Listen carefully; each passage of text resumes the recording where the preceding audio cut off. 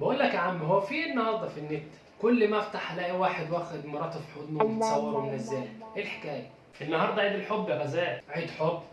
هو الحب ليه عيد؟ ليه انت اول مره تعرف؟ اه طبعا اول مره اعرف. طب اديك عرفت حالتها، ابقى تصور ونزل مراتك على النت وشوف انا هعمل فيك ايه. لا يا ابويا ما تقلقش، ولدك عاقل برضه مش هعمل كده. جدع يا طلع لابوك شهم. ده مش عشان ولدك شهم زي ما انت فاكر، ده عشان مراته البيمه ما بترضاش تطلع على النت. ليه يا عم كده فضحتنا؟ الله يسامحك. انا مش هحكي لك حاجه تاني على فكره، وانا اللي اتغريت فيك يا جزمه. شكرا يا كبير. بس انا عندي سؤال يا عم فالح.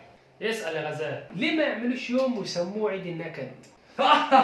فرصتي جات لي لغايه عندي، فرصتي جات لي، ويسموه يوم النكد العالمي. استنى بس اخويا يمكن عنده فكره.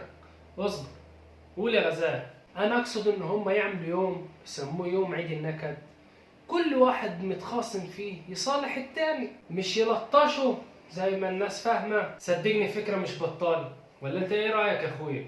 انا شايف ان عيل اهبل ويقوم يغور من جنبي احسن. قوم يا تغور.